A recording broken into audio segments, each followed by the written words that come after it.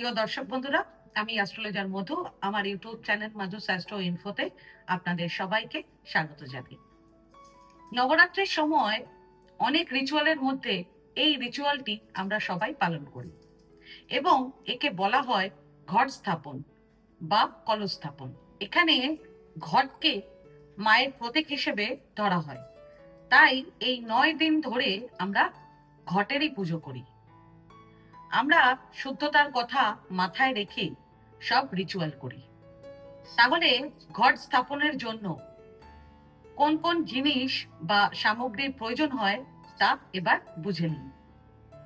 আপনারা প্রয়োজন হলে ঘটের জন্য একটি কলস, তা মাটির হতে পারে বা পেতলের হতে পারে বা তামারও আপনারা নিতে পারেন।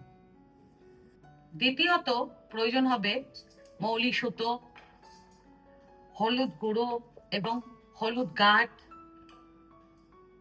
সুপরি, এলাচ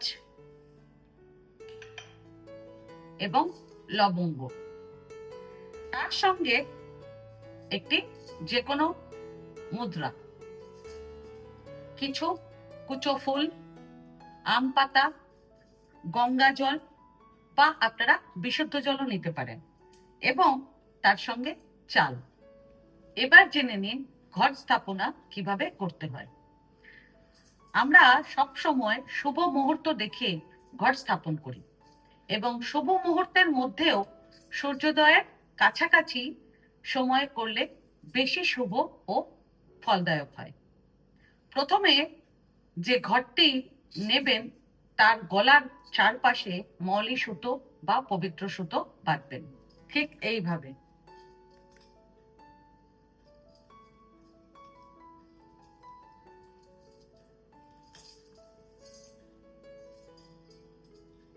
তারপর তাতে জল ভরবেন। গঙ্গা জল যদি থাকে তাহলে প্রথমে গঙ্গা জল, তারপর বিশুদ্ধ জল। আর যদি গঙ্গা জল না থাকে তাহলে বিশুদ্ধ জলে পুরো ভরবেন। মনে এই সংকল্প রাখবেন যে সমস্ত পবিত্র নদীর জল এর মধ্যে রয়েছে। তারপর ঘরটির মধ্যে আপনারা সুপুরি দেবেন, তারপর হলুদের গাঁট,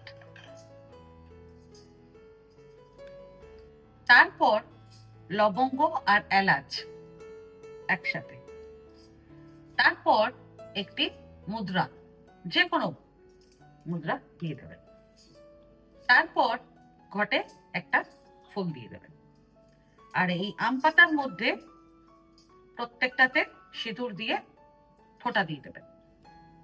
সব কটা পাতায় এইভাবে লাগিয়ে দেবেন।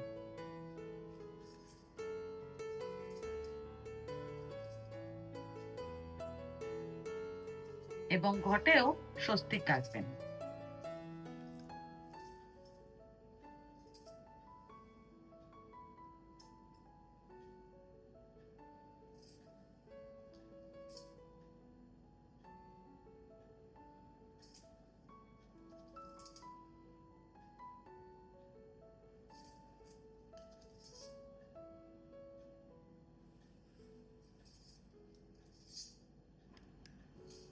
এরপর ঘটের মধ্যে আম পাতাটা দিয়ে দেবেন এবং যে চৌকি আপনারা স্থাপন করেছেন সেই চৌকির মধ্যে চাল দিয়ে অষ্টকমল বানাবেন। এরপর আপনারা এই নারকেলটার মধ্যে আপনারা মলি সুতো বাঁধবেন।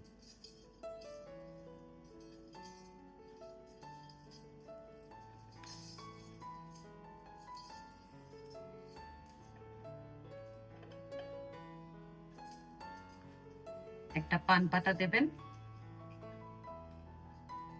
তারপরে চাল দেবেন ভর্তি করে, তার উপরে নারকেলটা দিয়ে যেখানে অষ্টকমল করেছেন সেখানে আপনারা বসিয়ে দেবেন।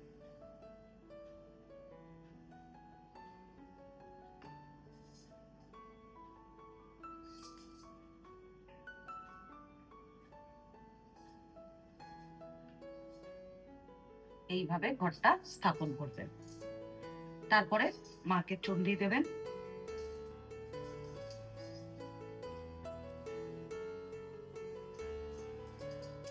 মাকে মালা পরাবেন।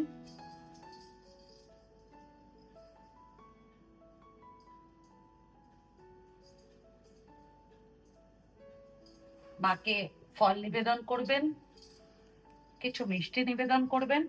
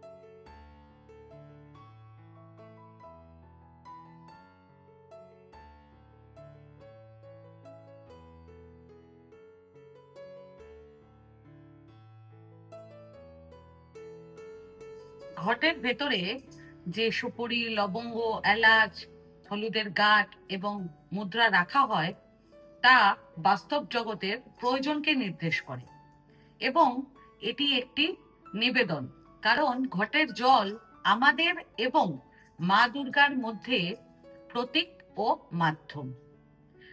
অক্ষত চাল যার ওপরে আমরা কলস স্থাপন করেছি, মানে ঘট স্থাপন করেছি, তা হলো সৃজনশীলতা, উর্বরতা এবং সমৃদ্ধিকে নির্দেশ করে। এখানে উর্বরতা অর্থাৎ সৃষ্টি, আর এই সৃষ্টির মূল প্রকৃতি, যেখান থেকে আমাদের সমগ্র বিশ্ব সৃষ্টি হয়েছে তার কথা বলা হয়েছে, এবং মূল শক্তিকে আমরা আহ্বান করেই ঘট স্থাপন করি। এই সম্পূর্ণ প্রতীকটি মা দুর্গার প্রতীক, তাই 9 দিন আপনারা ঘটের পুজো করবেন। আর নবমীর দিন ঘটের নারকেলটি আপনারা মা দুর্গার কাছে অর্পণ করে দেবেন। প্রসাদ সবার মধ্যে তারপর বিতরণ করবেন। যে আম পাতা ও ফুল আপনারা অর্পণ করেছেন তা কোনো গাছের নিচে বা গাছের কাছে রেখে দেবেন। ঘটের জল সারা বাড়িতে আপনারা ছিটিয়ে দেবেন এবং বাকি জল যেটা পড়ে থাকবে সেটা গাছপালায় ঢেলে দেবেন।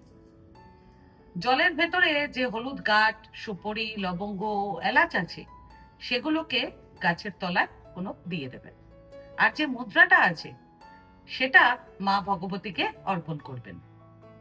এই সব কিছু করার পর আপনি তারপর প্রসাদ গ্রহণ করবেন এবং আপনার উপবাস সম্পূর্ণ করবেন।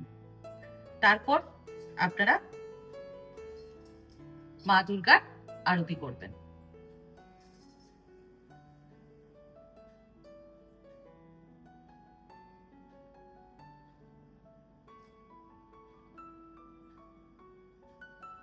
আজ এখানেই শেষ করলাম। আমার এই ভিডিওটা যদি ভালো লেগে থাকে তাহলে ভিডিওটা আপনারা লাইক করবেন এবং আমার চ্যানেলটিকে সাবস্ক্রাইব করে দেবেন। আর সাবস্ক্রাইব বাটনের পাশে একটা বেল আইকনের বাটন আছে, সেটা প্রেস করে দেবেন, কারণ রেগুলার যে ভিডিওগুলো আমি আনছি সেটা সবার আগে আপনারা জানতে পারবেন। তাছাড়া পরিবার, আত্মীয়, বন্ধু বান্ধব কারো যদি আমার ভিডিওটার প্রয়োজন হয় তাহলে ভিডিওটাকে শেয়ার করে দেবেন।